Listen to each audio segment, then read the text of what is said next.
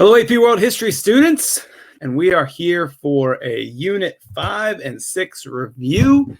It is all very, very exciting. We are dealing with review part 3, periods 5 and 6, really everything from industrialization to the present. We're going to go through it really quickly today. I am your host for tonight, Patrick Lassiter, Mr. Lassiter. You can find me on Twitter if you need quick questions or if you just want to like all my funny things I post. That's at RTHS Wapters, or you can find me on YouTube. I have lots of videos out there for key concepts, so some review packets for you. Also check out the Fiveable key concept reviews on YouTube. Those are really great as well. So I see some people there. Definitely subscribe to the YouTube channel. I'm trying to get to 2,000 subscribers. Trying to become a little bit of YouTube famous in the WAP community. We'll see how long that lasts. But today we are thinking about periods 5 and 6. And so you might be asking, well, what are we doing tonight? Well, really, we're just going to review some major trends. Honestly, last week, looking at periods 3 and 4, I focused on trade. That was kind of the dominant trend of of periods 3 and 4. These two time periods just have way too much. Choosing one, I think, would do a disservice. So instead of going kind of deep into one specific trend like we did last week, I decided just to cover all of them and then spend a lot of time answering your questions. So I'm going to go pretty quick with this. If you want access to the document that I shared, well, there it is right there, tinyurl.com/Fiveable May 6 review. Make sure that you click, if you go over there, it'll give you a document. You can make a copy of it, and it'll just list these trends and give you room to write notes, but also room to start jotting down some questions that you have. So that way you can ask a question down below. I see we've already gotten 7 questions populated tonight. Something about, some stuff about important dates. Definitely we can do that. Possible essay questions. We're doing that tonight. Similarities and differences with imperialism in different places. We can cover that as well. That's a tough question for me. You're going to make me really think tonight, but it'll be fun. I'll put the link to this presentation in the chat at the end of tonight, mainly because I don't want to have to close my slides right now and then have to do that. So I'll put that in at the very end. If you can't hang on to the very end, or if we go over time, you can always come back to this video on the Fiveable website. That's enough introduction, 5 minutes introduction. Y'all are probably bored already. Let's go ahead and start learning some AP World History. And let's start with period 5. Period 5 runs from 1750 CE, of course, to 1900. And it is defined, well, by a lot of things, but I picked out 4 major trends. These are what the key concepts focus on. First of all, the Industrial Revolution. Industrialization just changes our world. It is the single greatest change for humanity since the dawn of agriculture. So the Industrial Revolution is something really huge in this time period. Again, we'll go over it real quickly in a minute. Imperialism, the kind of rise of Europe, which really started in time period 4, really takes hold as European countries establish colonies throughout Afro-Eurasia. Political revolutions we'll deal with here, which kind of is going on at the same time the Industrial Revolution is getting started, which I know can be a little overwhelming to try to get that timeline in your head, but we'll deal with that a little separately. And then there's a 4th key concept in Unit 5, and that is dealing with global migration.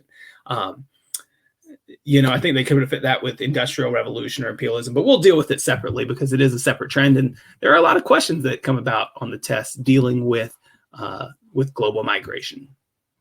So let's get started with our first trend. We'll try to get all the way through Unit 5. We'll open it up to some questions for Unit 5, and then we will continue with Unit 6. So let's talk about the Industrial Revolution, and we have some Fiveable videos in our backlog in the archives. I don't know what we call it. Tom, maybe you can help us out. Where assuming they can go to get those. So there are definitely some videos on industrialization, the Industrial Revolution. um, that are found here on Fiveable. So this is just, again, a quick overview. The first thing to keep in mind is that the Industrial Revolution begins in Great Britain. So that's kind of one thing to keep in mind. There's no disputing that. But from there, it does spread. Primarily to Europe first, and then to the United States, and then around the world, places like Japan. And there are a lot of causes for the Industrial Revolution beginning. First and foremost, geography plays a huge role in this. Britain specifically is very lucky. It's on the Atlantic Ocean, so it has access to trade and resources. It has a lot of coal, iron, and timber, which were used in fueling this Industrial Revolution. Iron, of course, is one of the main materials of the early Industrial Revolution.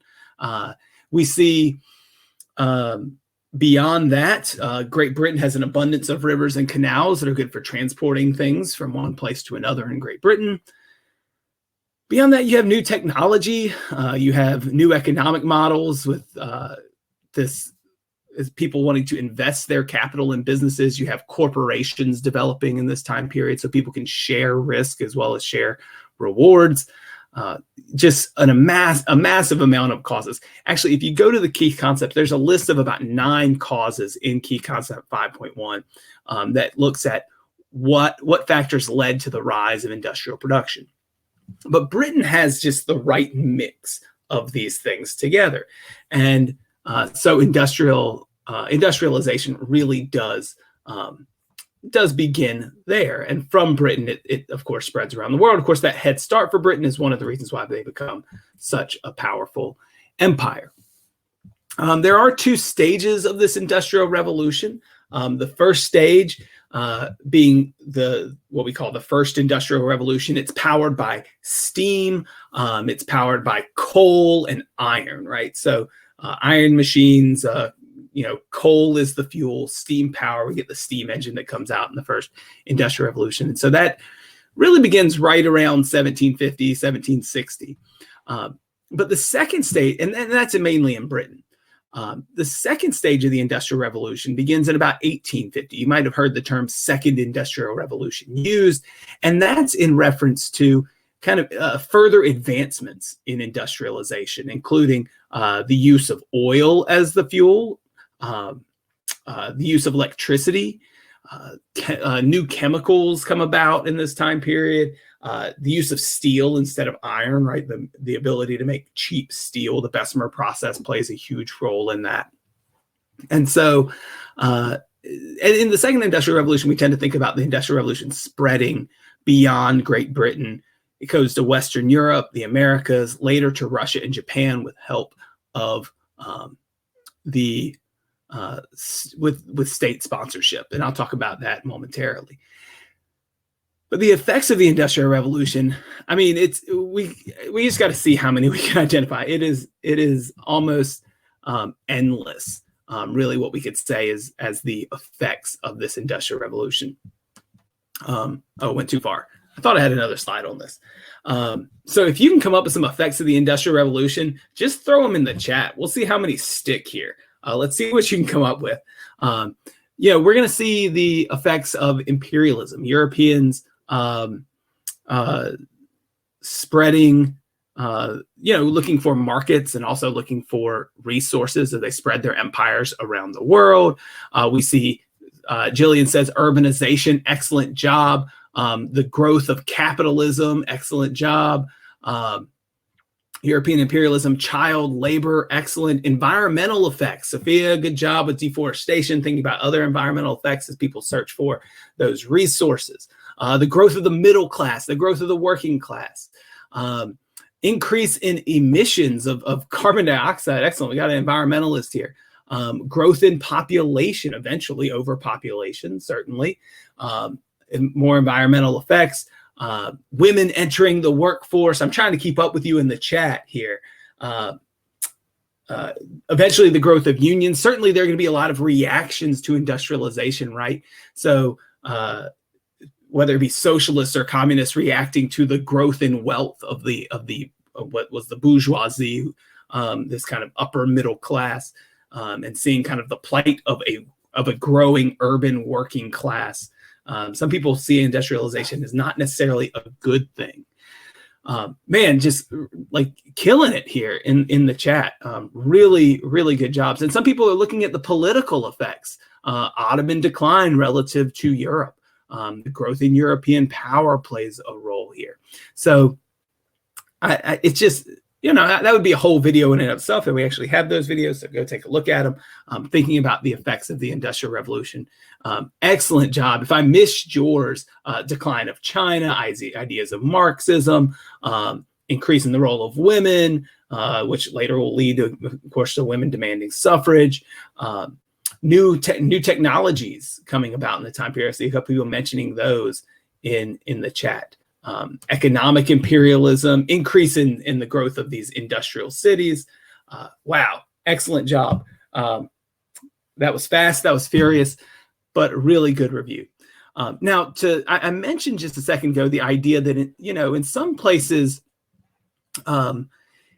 industrialization takes place because there are the right ingredients, right? In Great Britain, for example, the government respected private property, which was an idea that comes out of the Enlightenment. And so people are comfortable investing their money in these new corporations, right?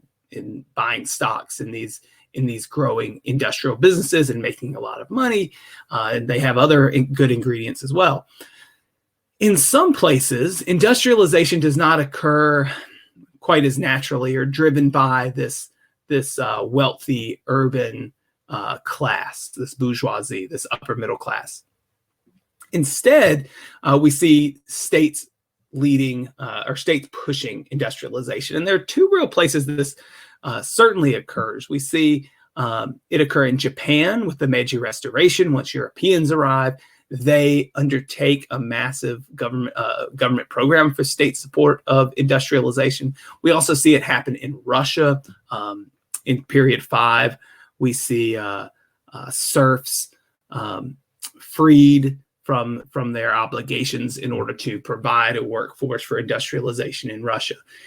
Japan really does it at the highest level of success out of any of these nations.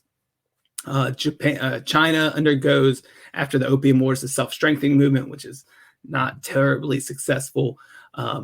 But I bring that up because later on, I'm going to be talking about period 5 and period 6 and these major trends and where they appear in some essays.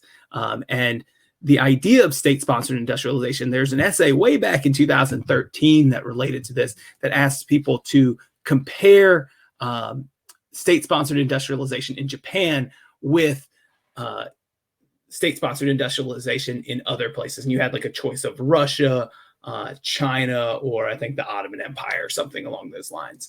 So these trends do come up in the essays quite a bit. You can expect to see them. So I just want to make kind of a brief preview of what we'll get to at the end of today. So that is kind of the first of our 4 major trends seen here in period 5, this intense industrialization going on.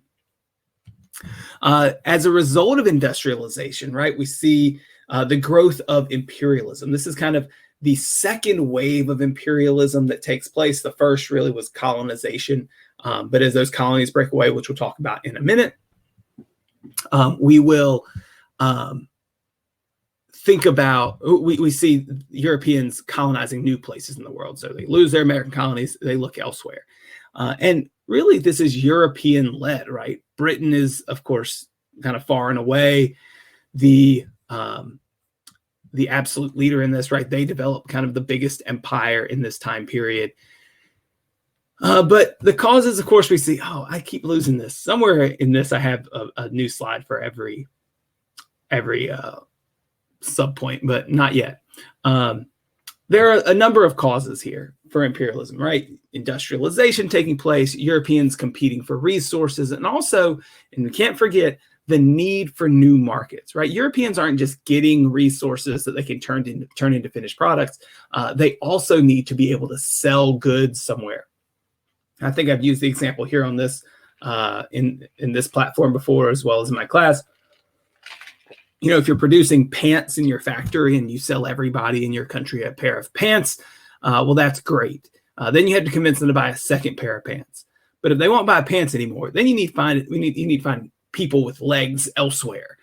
And luckily for pants manufacturers, everybody has legs, or most everybody has legs. So you got to find someplace new to sell them. And that's one reason why we see the expansion of empires, those need for new markets. Some examples of this imperialism we see are the Scramble for Africa. As Europeans at the Berlin Conference in 1884 basically set rules for claiming territory in Africa. You have to let other European countries know you're going to take it, and then you got to go there and actually take it. And so in a very short period of time, really set off by the Belgians in the Congo, this chain reaction, Europeans carve up the continent of Africa and will maintain control over that continent until after World War II, well into the 1960s for much of the continent. So, so that's something we definitely see in this time period, that drive for resources, that drive for markets. And it very quickly resulted in imperialism within Africa, because with industrialization came superior weaponry, superior new medicines that allowed Europeans to kind of reach the interior of Africa and thus lay claim to resources in those areas, resources like rubber, for example, in the Congo. Not everybody was like on board with imperialism. There certainly were reactions to it. In a previous Fiveable review, we talked about the reactions of China and Japan to imperialism, right? China was very much opposed to European incursions in their country. They didn't want European goods. They would sell things to Europe. Eventually, Britain finds that they can get a lot of people addicted to opium and sell drugs within China, and they do so quite successfully. China, trying to stop that, seizes large supplies of opium from the British, resulting in Britain responding with war. And the Opium Wars basically open up China to these spheres of influence from Europeans who basically kind of carve up different regions of China to sell their goods and to gain access to Chinese goods in a country that had restricted trade just to one little port city of Canton in the south. This was also a sign in this time period of the general weakening of China, and after the Opium Wars, the Chinese last Chinese dynasty, the Qing dynasty, will only last about 70 more years.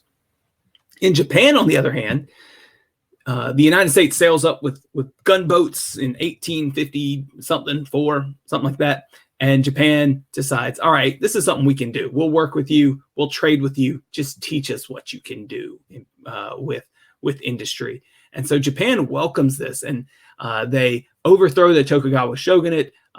This period called the Meiji Restoration. They also begin the state-sponsored industrialization. And the image that you see here on the bottom here shows a Meiji Japanese silk factory, silk spinning factory there. And Japan very quickly industrializes and westernizes and becomes a world power by World War I. But again, there were a lot of pushes back against imperialism. That is seen especially in places like India, where you see the Sepoy Rebellion or the Indian Rebellion of 1857.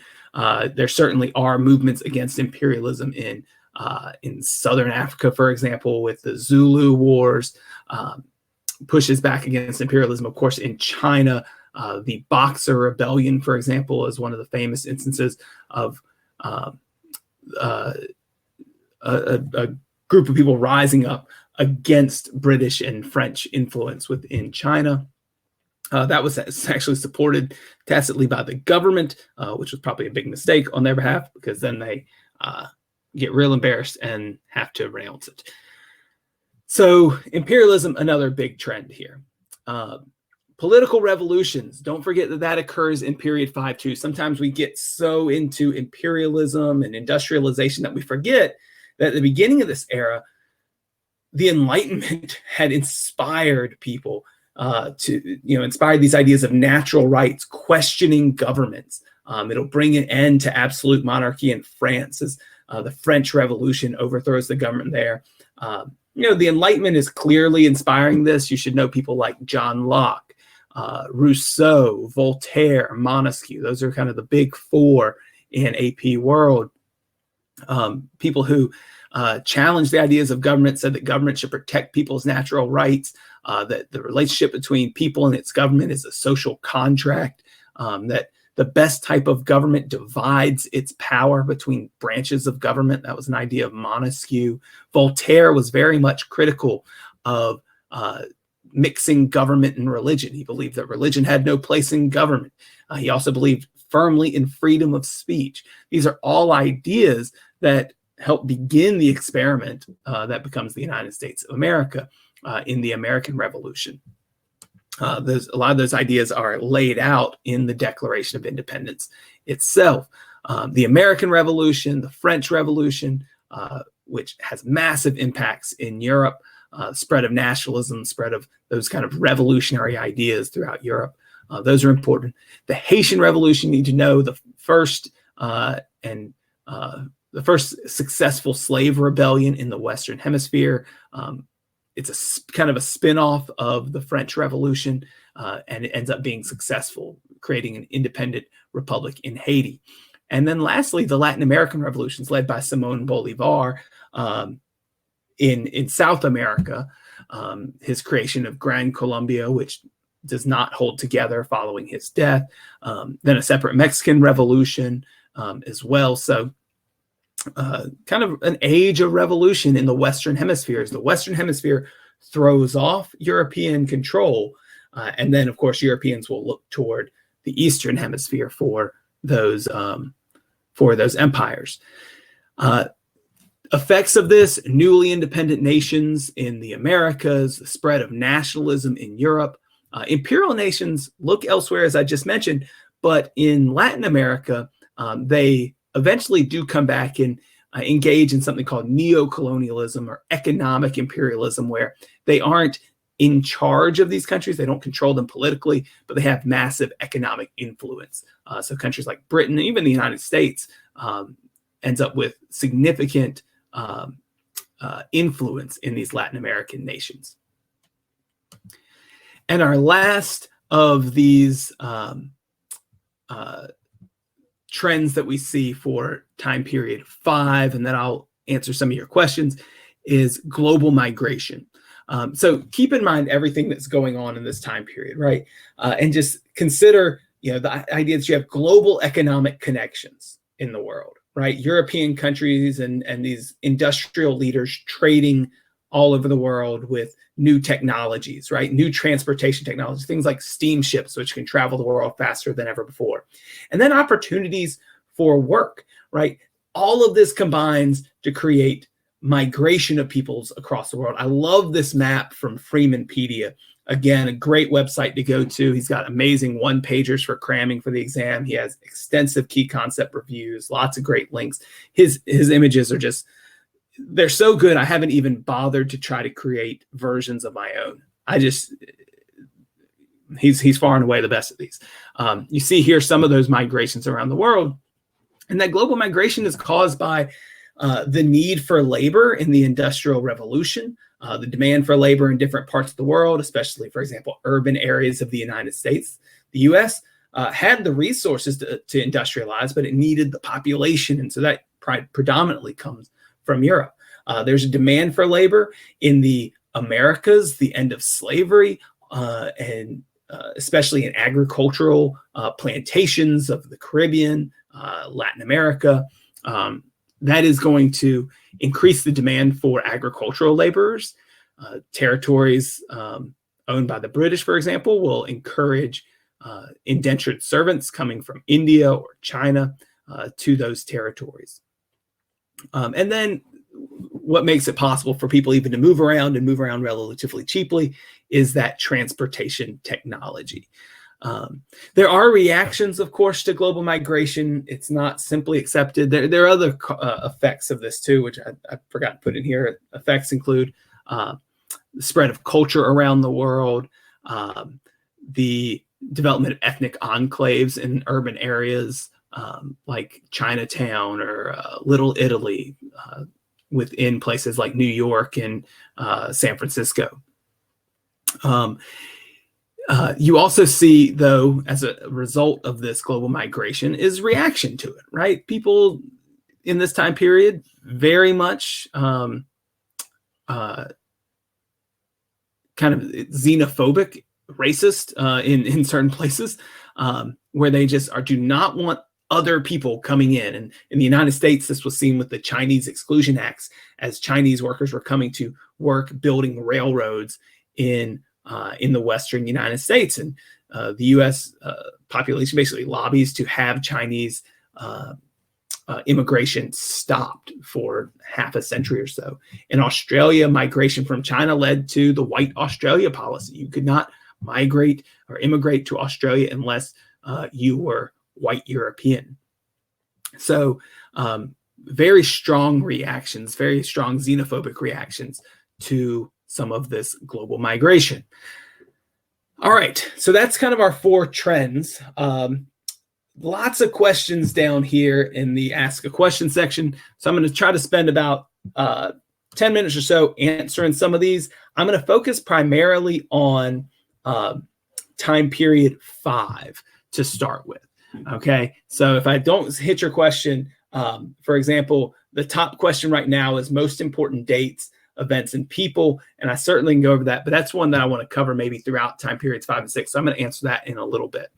We're going to cover essay questions a little bit later.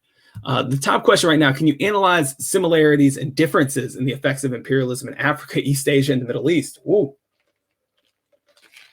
So I'm not going to do all the analysis for you, but let me tell you what maybe some comparisons that you might want to look through your notes for your class or your book for your course to do some research on. And these books are really great. I use a number of review books. I've been trying to put together a video series on China this weekend. Hopefully I'll be out by the weekend on my YouTube channel. And I was using a lot of that, the AMSCO book, for a great deal of that. So thinking about the comparisons that you might be asked to make, the first comparison you'll typically be asked is about like the reactions to imperialism. How did the reaction of China compare with that of Japan, right? So thinking about how these countries responded to European incursion. Japan, for example, opened up and said, okay, we're going to learn from you. We're going to industrialize. China pushed back against it, but they were ultimately too weak to do so. Their attempts to reform kind of through a self-strengthening movement were not very successful. Another comparison that is often made between China's, what happens in China with imperialism, is a comparison to perhaps really the effects of industrialism and imperialism in the Middle East, particularly with like the Ottoman Empire dealing with the growing power of Europe and their own weakening situation as kind of the sick man of Europe. A lot of times people ask people to compare like the Tanzimat reforms of the Ottoman Empire and the self-strengthening movements of China. Other things that we'll see, a lot of comparisons will center around what Europeans were looking for, like what caused this imperialism in Africa, in Southeast Asia. It's going to be a drive for resources of those areas, and a drive for markets, right? Pretty much across the board. The differences that we see would be, let me think. That's an interesting question. Think about the differences between all of these. There are sort of vast differences. if we look at East Asia, for example, in Japan, while there is Western influence, there's not strict Western takeover of region. There's not direct control of Japan by European countries. In China, there are spheres of influence. China still will operate as an independent country. But let's look into Southeast Asia, French Indochina, the Spanish, and then later the Americans in the Philippines. They have total control of those territories. The British in India established direct control of India after the Sepoy Rebellion and the British Raj. There's direct control over territories in Africa as well. So that might be an opportunity for comparison within this time period. I would also throw in something that you might be asked to compare: imperialism in Africa or Afro-Eurasia with imperialism in the Americas, right? Because there is economic imperialism with Latin America, where British and American corporations own oil industries, or own, like the United Fruit Company is a great example, own massive tracts of land to grow fruit on. And while they don't necessarily control government decisions, they have heavy influences because of the important part they play in the economy in those regions. So that's a long-winded answer to your question, Emma. Thinking about some similarities and differences in these territories, but really, really good question. And if you're thinking in that direction, that's excellent. What I would advise you do is just make a chart. Different territories: Africa, South Asia, East Asia, Southeast Asia, the Middle East, Latin America, and just start going through your notes and seeing, all right, what did imperialism look like in each area? Because you're right, and there's a lot of ways to compare and contrast, because it's such a vast difference from one end to another. It's a big topic. Although that's, if you're guessing something that might be asked on an LEQ on the exam, that might be a good one. That might be a real good one to see this year. All right, so let me. I found that last week that the questions don't I don't always get updates. So let's see. Question about World War I, I'm gonna skip that one right now. Question about the Cultural Revolution, I'm gonna skip that one right now until we get to period 6. Look and see if we have any more period 5 questions here.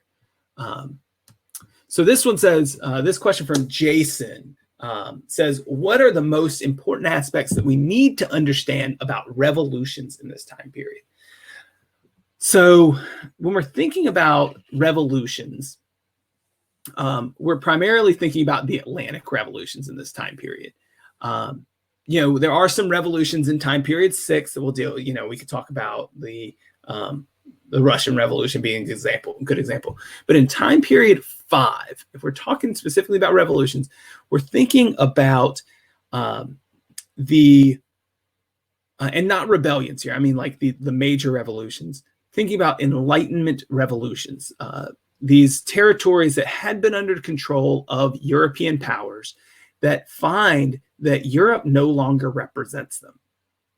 In the United States, it was disagreement over representation and taxation, and whether or not the British could house soldiers in Americans' homes, and whether or not these American assemblies, like the Virginia. Oh gosh, somebody from Virginia, remind me what your assembly is called. These legislative bodies that they can meet and basically make laws for themselves.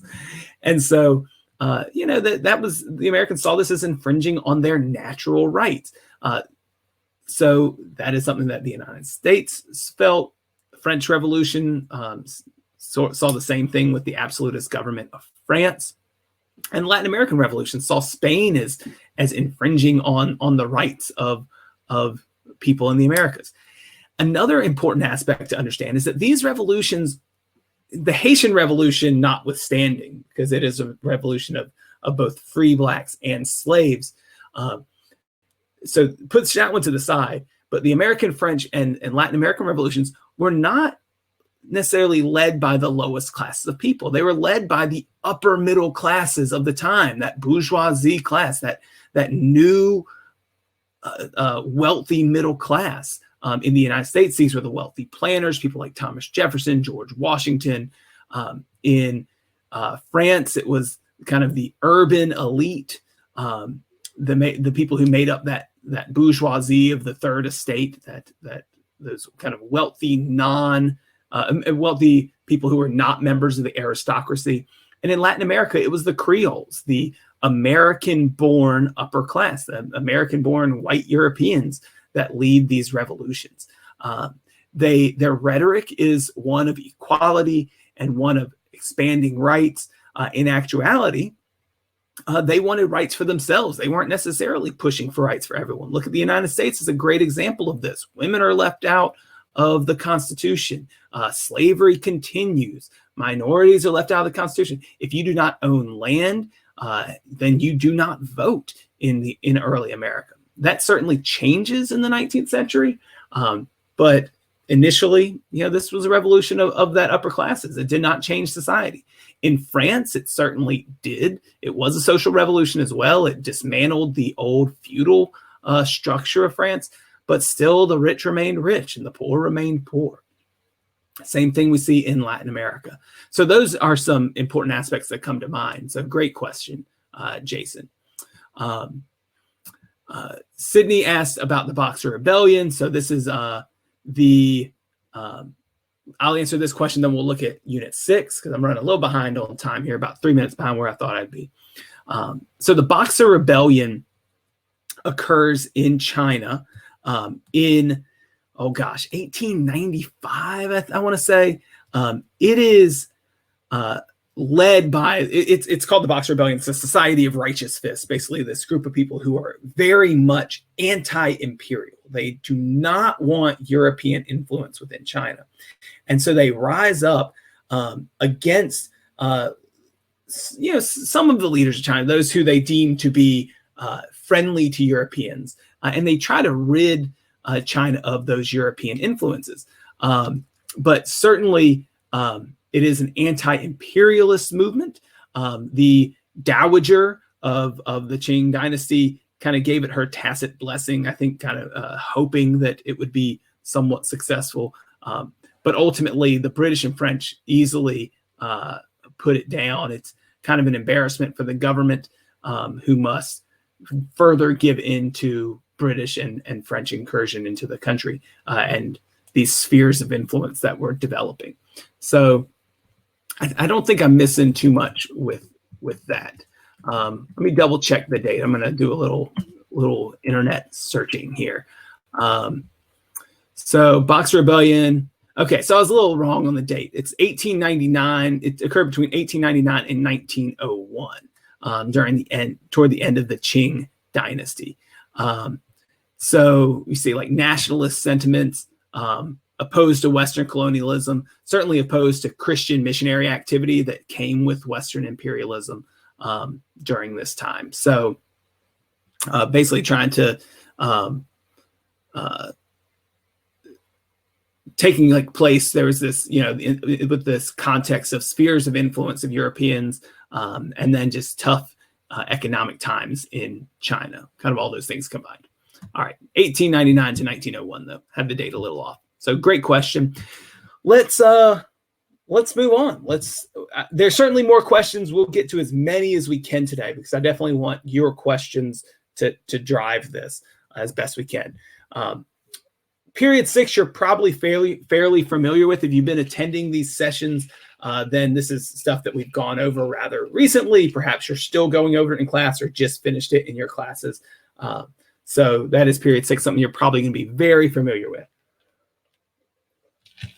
And these are the major trends of time period 6, at least how I've kind of compartmentalized them into 4, even though there are only 3 key concepts for this unit. The first is global conflict. One of the things that we see in time period 6, as you can kind of spy in it later on down that list, is that there is globalization occurring, right? The world is becoming more and more connected with one another. And so conflicts are no longer regional. They're no longer just Europeans sailing to one area of the world and fighting and going back, or fighting within China, right? These conflicts are going to involve massive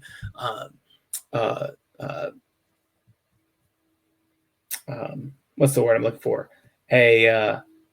Massive mobilization of resources. And for a country like Britain, let's say in World War II, that doesn't just mean mobilization of forces on the British Isles. That means mobilization of resources from their African colonies, from their South Asian colonies, from Canada and Australia, right?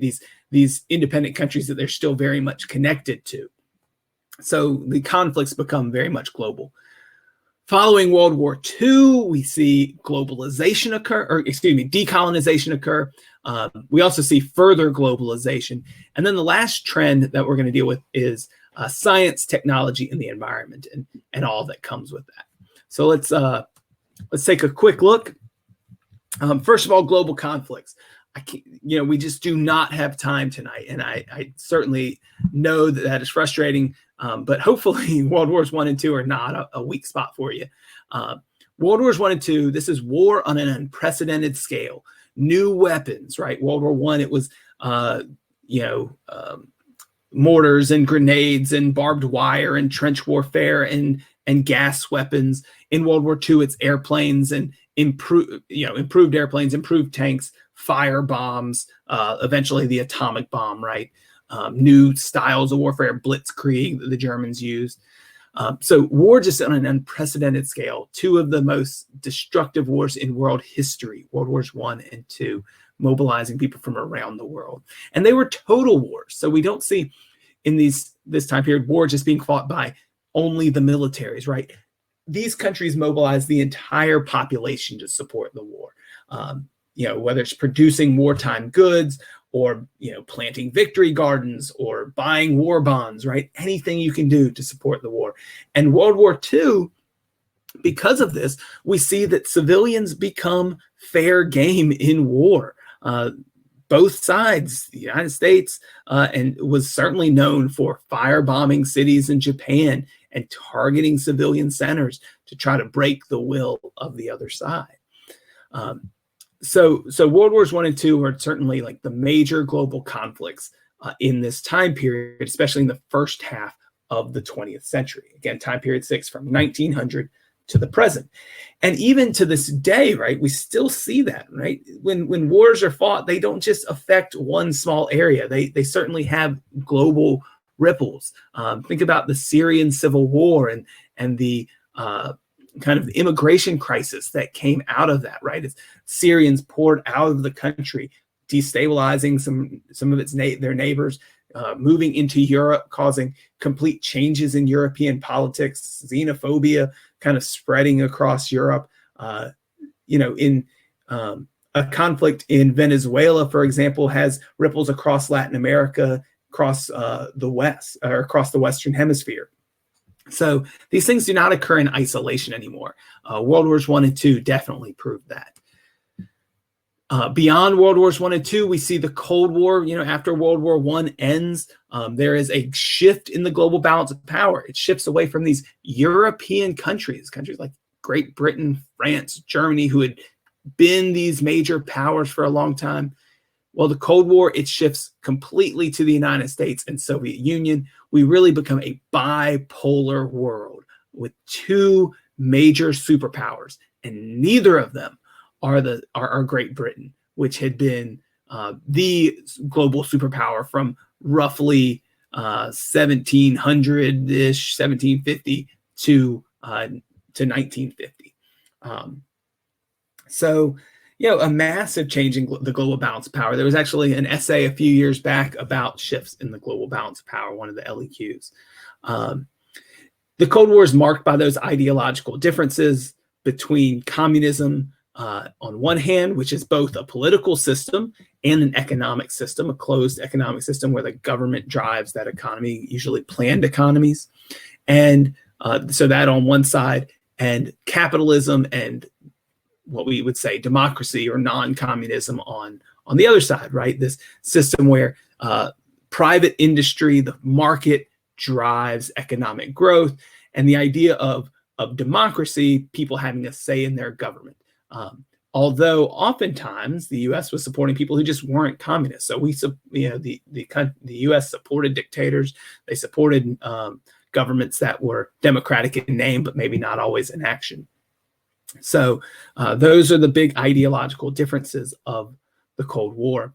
Another thing that we see in global conflict that I want to draw attention to here, although the list of what I have here is not exhaustive, is one of the kind of things that I think you should know and might be a topic that you certainly would see in an SAQ or an essay, are the effects of genocide that we see in this time period. So in time period 6, there is, I'm losing my words here. As a spinoff of these global conflicts, we see where are my words at here? I'm just going to look up the key concept because that'll help me find it. That'll help me get my words back here. I just want to read this straight to you. Yeah, so the rise of extremist groups in power led to the annihilations of specific populations. We see this on an unprecedented scale during these wars. In World War I, it was a genocide perpetuated against the Armenians in Turkey, or the Ottoman Empire, which they still have not recognized formally. Basically, they saw the Armenians as working against the Ottoman government, and so they put them in these concentration camps and eventually carry out atrocities against them. But the best known example and so that was the first one of the 20th century. The best known example, of course, is the Holocaust, where Nazi Germany put to death 6 million Jewish people in Europe during World War II. Of course, putting many more into concentration camps, enslaving those populations. Of course, Jews were the main people targeted. Other groups were targeted as well: Russians, some Christians, homosexuals. The disabled were often targeted for extermination as well. But these genocides are not the only ones. There's a couple more that you should know. The killing fields of Cambodia in the 1970s, the genocide that occurred in Rwanda in the 1990s. These are often conflicts that really become a major focus of global attention, and of course for very good reason. So that's something to keep in mind. I didn't have a better place to put it in here, so I just stuck it with global conflicts because these two examples specifically spin off of World Wars I and II. The next theme, the next trend in this time period comes after World War II. At the same time, it's going on at the same time as the Cold War, and that is the process of decolonization. Basically, after World War II, we're going to see countries around the world gaining independence. It's something like when the United Nations formed in 1945. I think the charter was signed by something like 50, 80 nations, something like that. And now there are over 200 or nearly 200 nations in the or countries who are part of the United Nations. So that gives you an idea of the scale of this decolonization.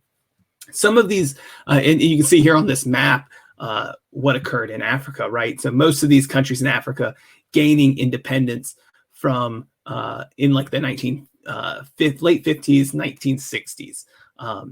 Egypt and South Africa are exceptions here, as they gained their independence much earlier. Ethiopia and Liberia also exceptions. Liberia never colonized. Ethiopia never colonized during the age of imperialism, but it was actually conquered by Italy shortly before World War II. So it regains its independence. But some of this independence was done through negotiation. For example, in India, led by Mohandas Gandhi, the leader of the Indian National Congress, who takes on a nonviolent resistance against the British until India eventually gets its independence in the 1940s. Whereas in some regions, there is armed conflict searching for independence. For example, in Vietnam, Ho Chi Minh and the Vietnamese forces fight against the French, seeking their independence, eventually achieving it. Then Vietnam is divided. Eventually, the Vietnam War breaks out, and following that war, Vietnam was reunited. So anti-imperialist armed conflict basically occurring there. And in Africa, you have kind of both of these examples. In some places in West Africa, they negotiate their independence with Great Britain. In some places like Algeria, they fight for their independence against France, for example. So you kind of have a mix of negotiation versus armed conflict there. Now, the legacy of decolonization, it's tough. In some places, there are still close ties between these former colonies, now independent countries, and their metropoles or their home countries. There's a lot of migration that occurs between these areas, which is certainly important.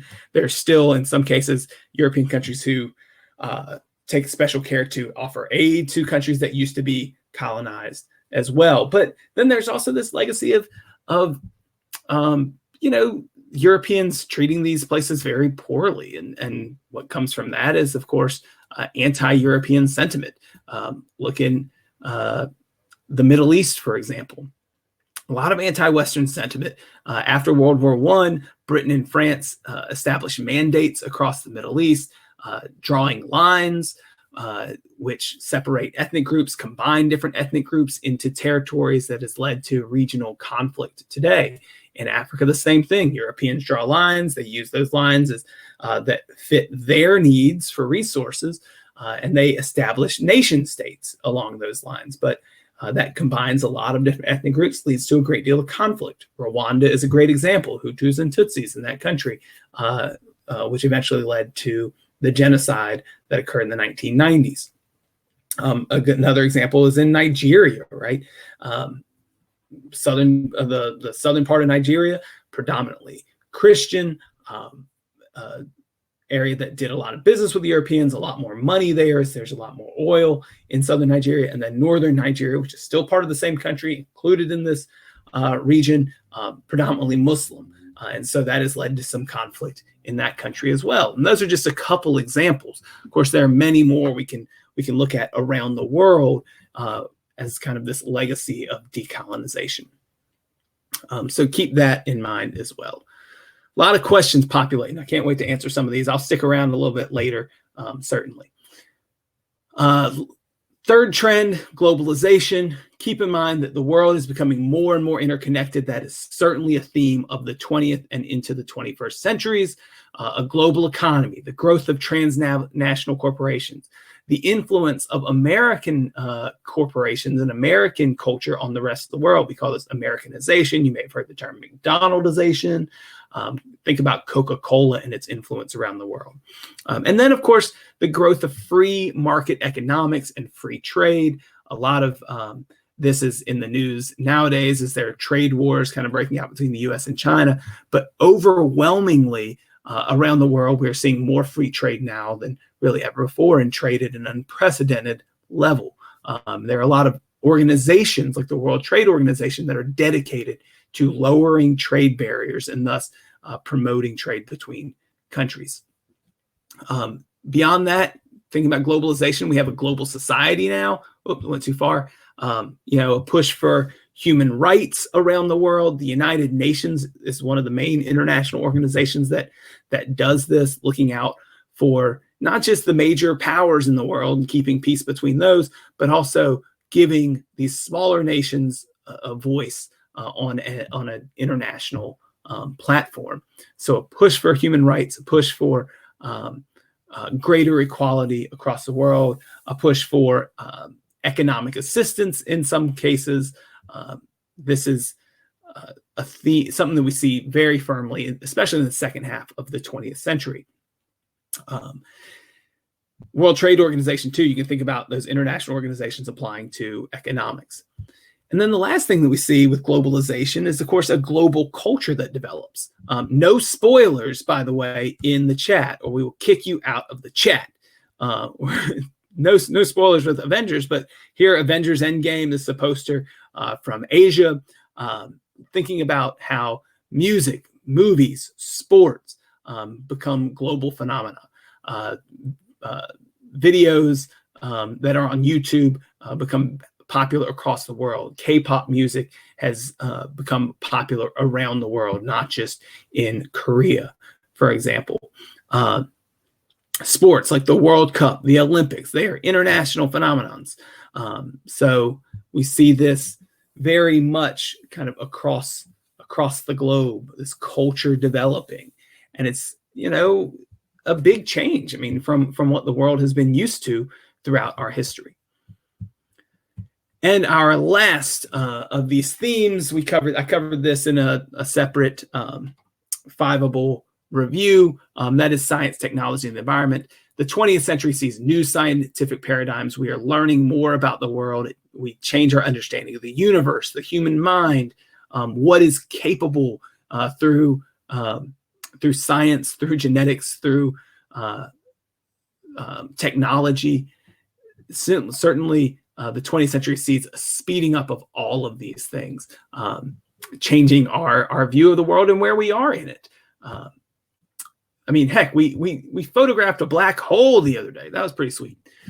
Certainly, the technological advancements really define the 20th century. Changes in communication, whether it be from telegraphs to telephones and radio to television to the internet to cellular devices to now having the internet in your pocket. Some of you probably watching on your phone. If you're watching on your phone, hit a 1 in the chat. These communication technologies, transportation, the automobile, airplanes, making this pretty much an instant world. And then don't forget about technological advancements in medicine, allowing people to live much longer lives. With that, and with really beginning with industrialization in period 5 and really speeding up in the 20th century, we see population growth. And certainly that has led to challenges, especially environmentally, as we put more and more pressure on our environment. One way that we have tried to meet the needs of this growing population, especially in the developing world, was through the Green Revolution, where we start to use advanced industrial agricultural techniques, genetically modified organisms, chemical agriculture, and fertilizers to increase the amount of food that we are producing for our world. And while that has been successful in producing more food, there's still a great strain on the environment as our population grows, although it is expected eventually to level off somewhere around 10 billion people. So, so that's the big thing. Norman Borlaug, nice job.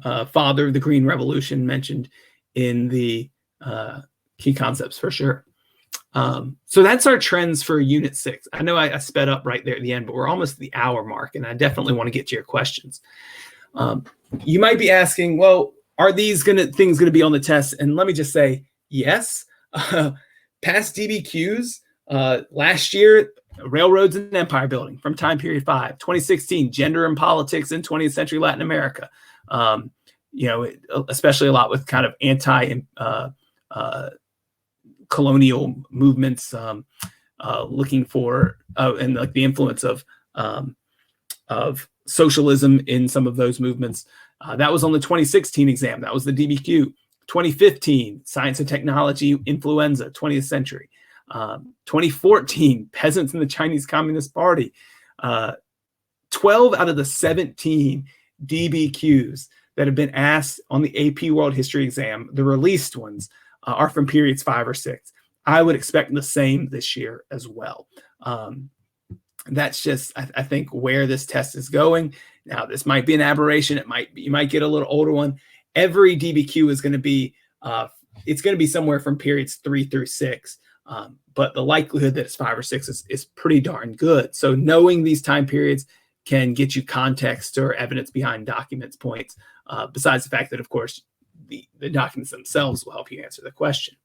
Now, the LEQ, every year from here on out, there's going to be one option in the LEQ from periods 5 and 6. So if you know this period well, you may want to choose that option.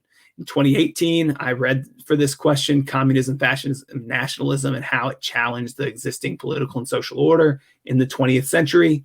I read for that one. It was not the most commonly chosen question, but it was a really good one, a fun one to read.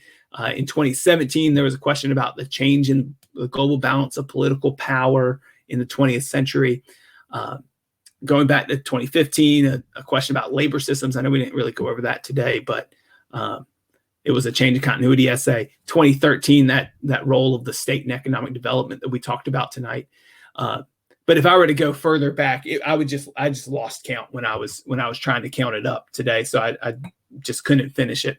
There's going to be a lot of options. You get to pick one of 3 on the LEQ. One of them is going to be from time periods 5 and 6. So if you know these big trends and you know some examples of them, you're likely to be able to perform pretty well on that LEQ. I know I have a ton of questions down here. I'm going to stick around for a little bit to answer these. If you'll give me a second, I'm going to put the link in the chat, the view link here, for anybody who wants to take that with them and use that to continue working on perhaps their notes, or they just want something to really go back. Thanks, Morgan, for calling me out there. I'll talk to you about that at school. Oh my. Yeah, somebody is really copying and pasting here. So questions. All right, go ahead and upvote your favorite questions. The top question all night has been about dates, important dates, and that's the first one I'm going to deal with because it's got 32 upvotes out of the massive amount of people in this chat. So let's get ready. Let's run down important dates, events, and people in this section. Let's start with dates. And again, I'm going off the top of my head here because I did not prepare anything for dates here. So I'm just going to go through and start thinking about it in terms of these trends. All right. So if I start with industrialization, let's think about the trend of industrialization. 1750 is an important date because around between 1750 and 1760, the Industrial Revolution starts. So really keeping in mind that date as super important. Another date for industrialization that I would throw out there is really important is around 1850. That's where we start to see that's what really kind of where the second industrial revolution takes off. So I would throw that date in there as well. Important people in the Industrial Revolution, maybe like James Watt with the steam engine. That's an important invention. I can't remember the year for that, so it's probably not terribly important. What else can I throw in here for industrialization? Those are the big ones that come to mind. I mean, there's not really. It's more about understanding the trend versus individual details. The next thing would be, what was our next one? Imperialism. I do have some good dates for that. Some important things to keep in mind for imperialism. 1847 is the Indian Rebellion, or 1857. Scratch that. 1857, the Sepoy Rebellion, or the Indian Rebellion of 1857. And this date is particularly important because that Indian Rebellion that takes place there, the British refer to as the Sepoy Rebellion, signifies one, the creation of an Indian national identity, right? As they fight against the British and fight against this imperialism. It's going to be like an important date for people in India to think about this. But I would also think about that date as the British Raj in India, right? The British taking over control within India. So 1857 for that. Thinking about Japan and imperialism, I would say 1854, I believe, is when the United States arrived. So between 1854 and 1870, that the movement to industrialization in Japan, the beginning of the Meiji Restoration comes to mind. For China, the Opium Wars in the late 1830s, 1840s come to mind for me in time period 5 within imperialism. 1884, the Berlin Conference, which carves up Africa. Those are some important dates, I think, related to imperialism and that European imperial expansion. For revolutions, again, this next trend, I guess I should be pulling it up on our chat here, or on our wherever it is. We'll go back to it. Give me a second. For political revolutions, I would say start with 1776, Declaration of Independence, United States Revolution, which technically begins in 1775, lasts until 1783. That's super important. The French Revolution, 1789 to 1799, roughly, until Napoleon takes power. Napoleon in power until 1815. The Haitian Revolution, 1790 to 1804, something like that. Latin American revolutions, most of those countries become independent around 1820, ballpark in that date as kind of the important date there. Those begin shortly after Napoleon's forced out of Spain and Portugal. So for political revolutions of time period 5, those are the important dates. Global migration, I don't have any specific dates for that. I know those were sort of out of order. So if that was too fast, just go back and rewind the video a little bit. Now for time period 6, I think there are certainly a lot of dates for this. So I'm going to try to do it chronologically. I don't want to get too much in the weeds here. This is because the 20th century is when I tend to remember dates pretty well. We can start with like the Boxer Rebellion, 1899, 1900. A little before this time period, 1898, the Spanish-American War. The United States kind of grows as an imperial power. One date that always stands out to me is with the Russo-Japanese War, and that's in 1905. Because this really, 1904, 1905, it really signifies Japan's arrival as a major country in defeating Russia in a naval war. The Empire of Japan, with imperial ambitions in Manchuria and Korea, defeats Russia, really kind of showing off as this industrial big-time power. So I think that's always important. For China, 1911, the end of the Qing dynasty, the beginning of the Nationalist Party rule in China, the Republic of China. 1914 to 1918, World War I. Know that for sure. The Great Depression begins in 1929. World War, and in the 30s, you have, late 20s, early 30s, fascism rising in Italy and Germany. Japan expanding their empire. World War II breaks out in Europe in 1939. It lasts until 1945. That would be some dates that I would make sure to know, right? Knowing those wars. The Cold War picks up in 1945 and lasts until 1991. Let me think of some other dates related to time period 6. Let me think about these trends here.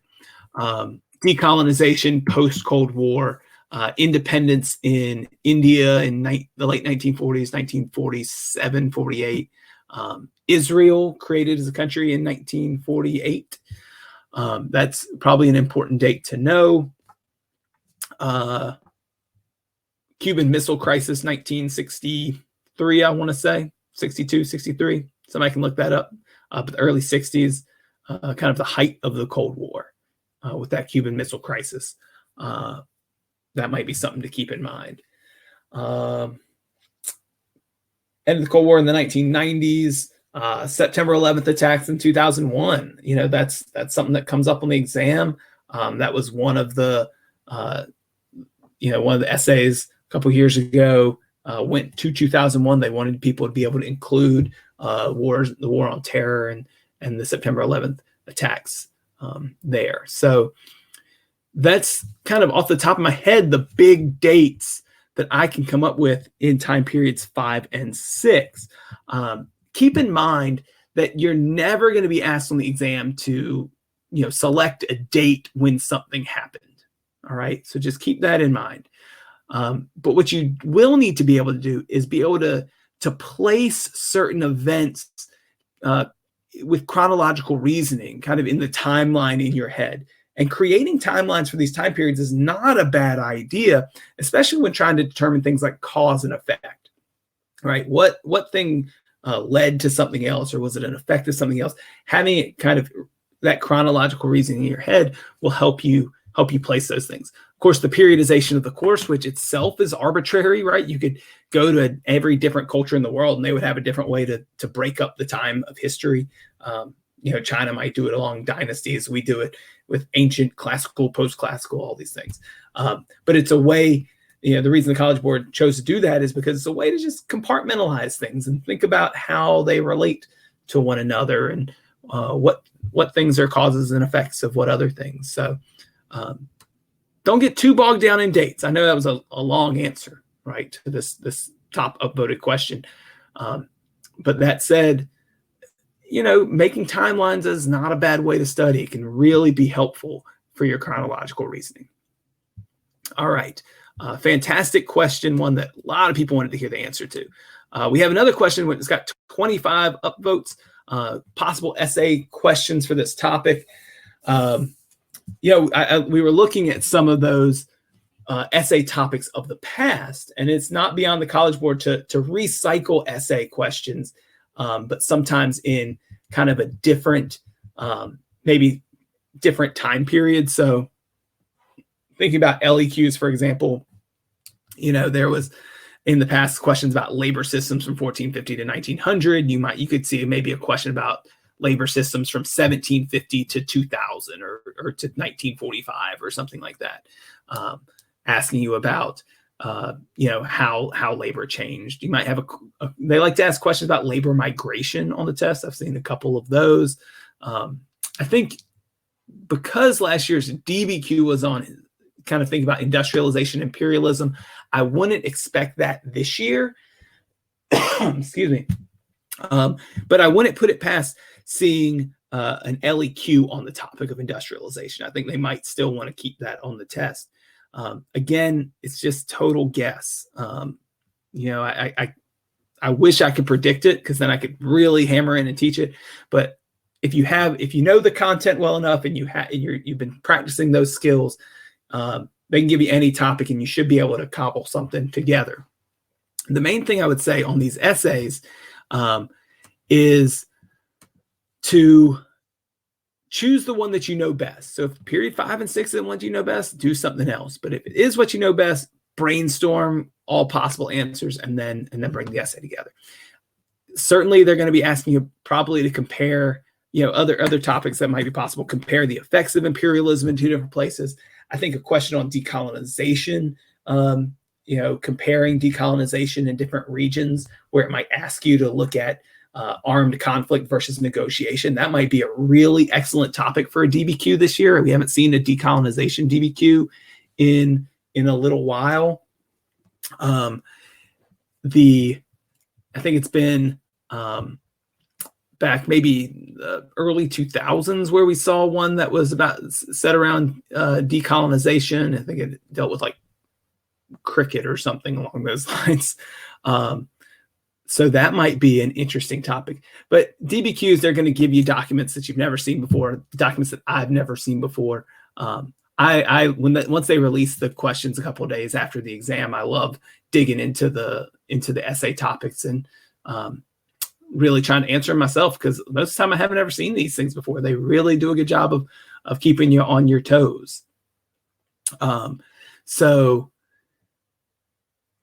what I would say is look at the key concepts, look at the trends, look at the the like thematic learning objectives, if your teacher ever uses those in class. And just be prepared to do this historical thinking skills, comparing, contrasting, thinking about things that change and continuities, thinking about causation. That's what these essays are going to be dealing with. I wish I had the answer to that, man, because I'll tell you what, everybody in my class get 5s if that was the case.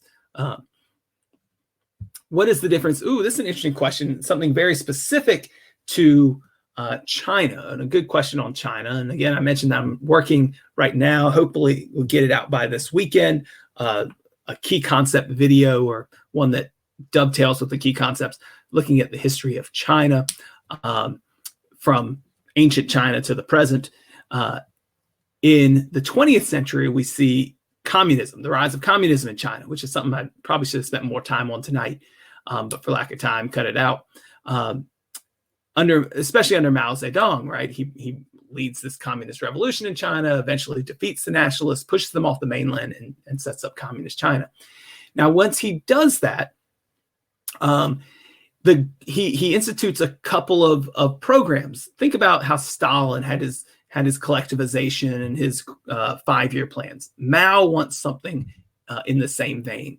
And the Great Leap Forward was a plan for China to catch up very quickly to, sorry, I'm playing with something here, fidgeting, was a plan for China to catch up very quickly to the rest of the world, both in industry and agricultural production. However, this kind of economic and social campaign, which was in the late 50s, early 60s, was wanted to not just industrialize China, but also collectivize agriculture. And it was an absolute disaster. There was like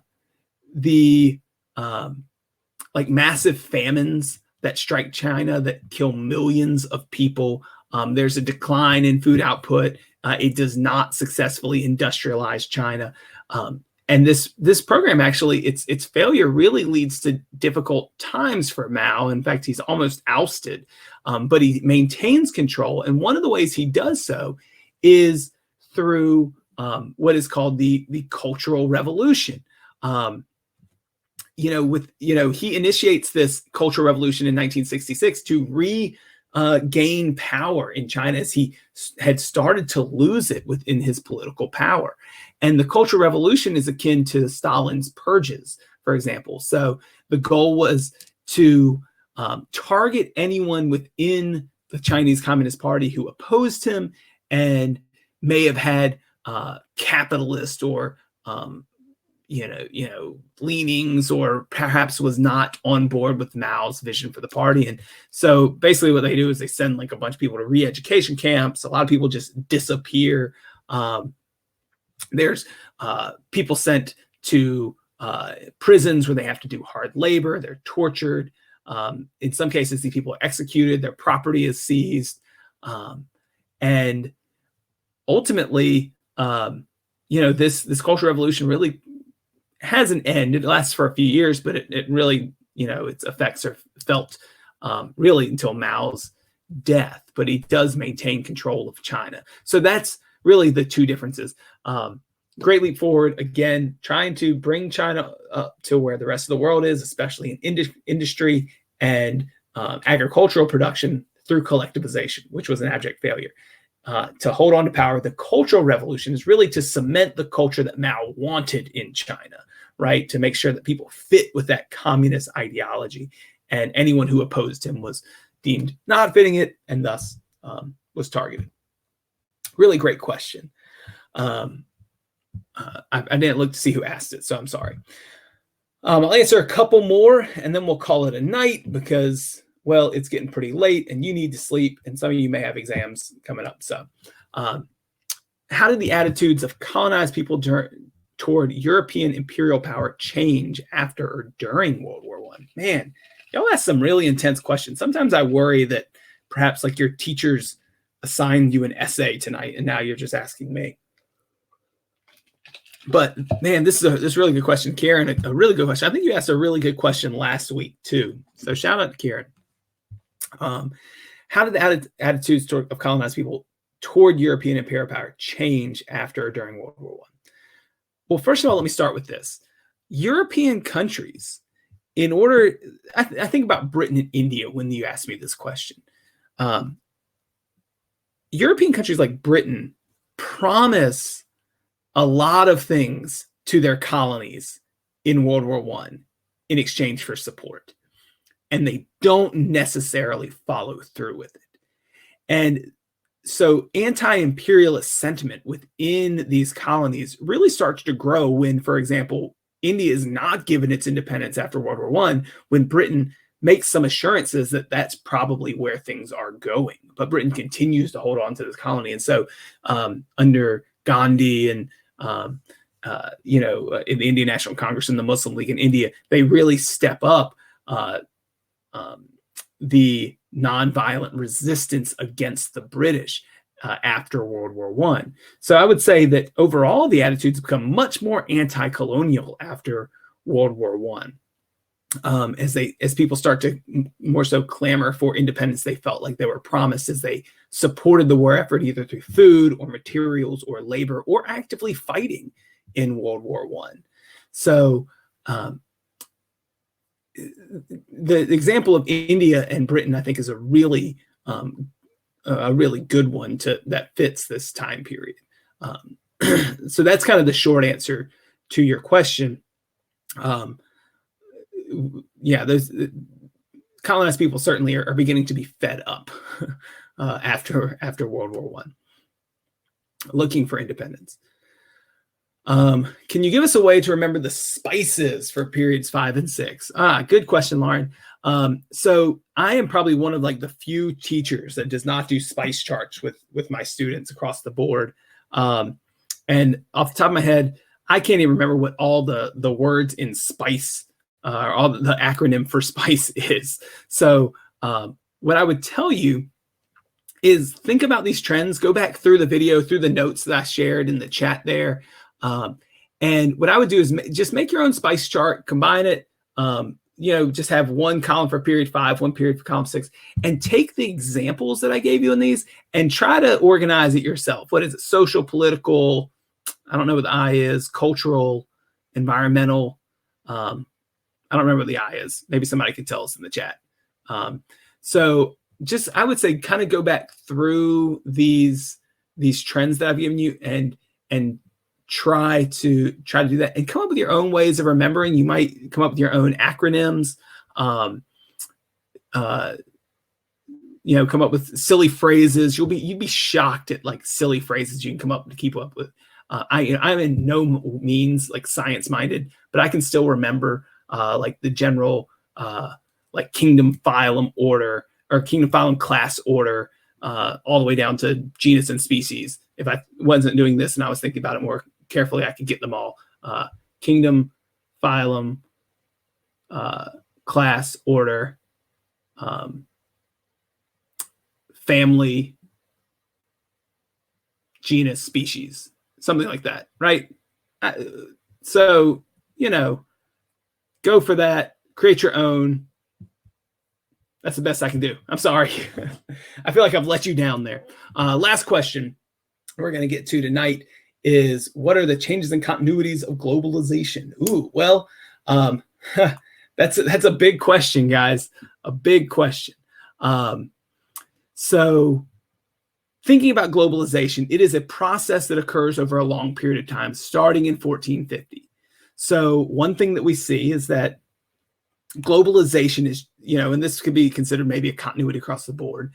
It's driven by trade, right, between different regions of the world. When Europeans start trading outside of Europe into the Indian Ocean, into the Atlantic Ocean, we see that process of globalization start.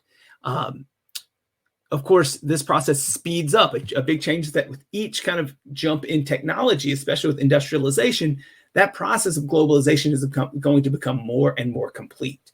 But it's kind of a constant process that begins in 1450 and is still going today. What I would say is a big change that we see in this global world is that if we're looking at time period 4 and globalization as it was starting to occur there, Europe had a pretty big role, but they were also interacting with other regions. They conquered the Americas, but they're interacting with Asia as a partner, or maybe even a lesser partner in some cases, where they are taking what they can get and they're bringing in a lot of silver to pay for it. That changes in time period 5 because Europeans become the drivers of globalization. They become the powerful force. And that is where really imperialism takes over. European culture starts to dominate. In the 20th century, it's not simply major European powers, but American culture as the United States becomes kind of one of the world superpowers, and one that is very much involved around the world and trading around the world, not so closed off as the communist nations were, like the USSR. A big change that we see is that really American domination of world culture. And that's not saying that is bad or good, not making a judgment on that. But in general, right, the US has a massive role in that process of globalization, especially in the last 60 years or so, 70 years or so since the end of, 80 years nearly. 75 years since the end of World War II, something like that. So interesting question from Max there. We got to leave it there tonight because it's late. I have a video on China I got to work on tonight. If you are interested in, I'm trying to get this to be side by side, but it's just not working. I don't know how to do it. If you're interested in that or any of my other key concept videos, you can find them on YouTube at RTHS Patrick Lassiter. Certainly, if you have any questions, keep coming to these chats. So we have, as Tan is saying in the chat, we have 6 members-only cram sessions happening for AP World, and some of them I'll be doing myself. So come with your questions. We're going to really try to hammer some important topics coming in tonight. So I kept it under an hour and a half. I feel pretty proud of myself with how much we bit off tonight.